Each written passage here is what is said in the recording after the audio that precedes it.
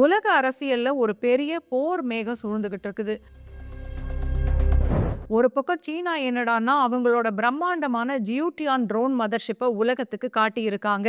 இன்னொரு பக்கம் இந்தியா தனக்கு சொந்தமான S-400 சுதர்ஷன் சக்ரா ஏவுகணை கவசத்தோட அடுத்த கட்டத்துக்கு போயிருக்கு. இது வெறும் ஆயுத போட்டி இல்ல, ஒரு ஈட்டிக்கும் கேடயத்துக்கும் நடக்கிற யுத்தம். இந்த வீடியோவுல சீனாவோட ட்ரோன் படை இந்தியாவோட பாதுகாப்பை மீறுமா, இல்ல நம்ம சுதர்ஷன் சக்ரா அதை தவிடு பொடியாக்குமான்னு பார்க்கலாம். முதல்ல சீனாவோட இந்த ஜியூட்டியான் பத்தி பார்க்கலாம். இத ட்ரோன் மதர்ஷிப்னு ஏன் சொல்றாங்கன்னா, இதுக்குள்ள இருந்து நூத்துக்கணக்கான குட்டி ட்ரோன்களை ஒரே நேரத்துல ஏவ முடியும். இதோட எடை என்னன்னு கேட்டீங்கன்னா 10 டன். ரேஞ்ச் என்னன்னு பாத்தீங்கன்னா 7000 கிலோமீட்டர்.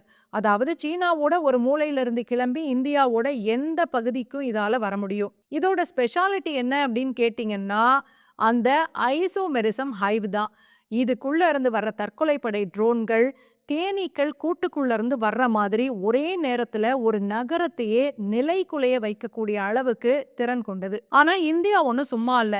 ரஷ்யா கிட்ட இருந்து நம்ம வாங்கின S-400 சிஸ்டத்துக்கு இந்தியா வச்சிருக்க பேரு சுதர்ஷன் சக்ரா. இப்போ 4வது 5வது ஸ்குவாட்ரன்கள் எல்லாம் இந்த வருஷ கடைசிக்குள்ள இந்தியாவுக்கு வந்துரும். இதோட ரேடர் 600 கிலோமீட்டர் தூரத்துல இருந்து வர்ற சின்ன காக்காவை கூட கண்டுபிடிச்சிரும். ஒரே நேரத்துல 100 இலக்குகளை கவனிச்சு 36 இலக்குகளை துல்லியமா தாக்கி அழிச்சிடும்.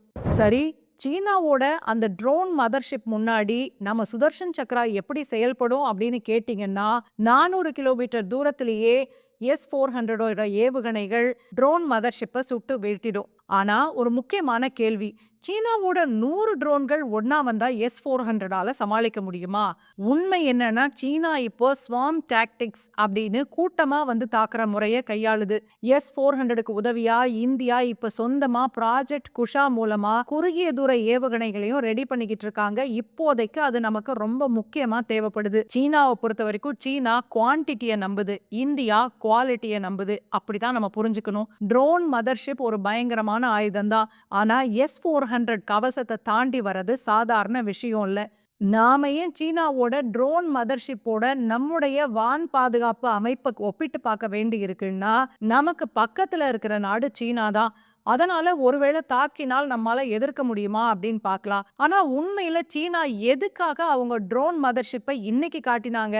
ஒருவேளை அமெரிக்கா ஈரான் மேல தாக்குதல் நடத்தினா நாங்க ஈரானுக்கு துணையா இருப்போன்றதுக்காக காட்டினாங்களா? உங்களுடைய கருத்து என்ன? கமெண்ட்ல பதிவு பண்ணுங்க.